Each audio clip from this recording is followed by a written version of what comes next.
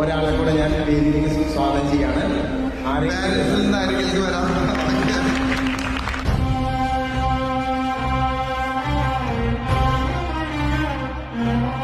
അതിഗംഭീര work 1 വർഷം നടത്തി അതിന്റെ റിസൾട്ട് വാങ്ങിച്ച്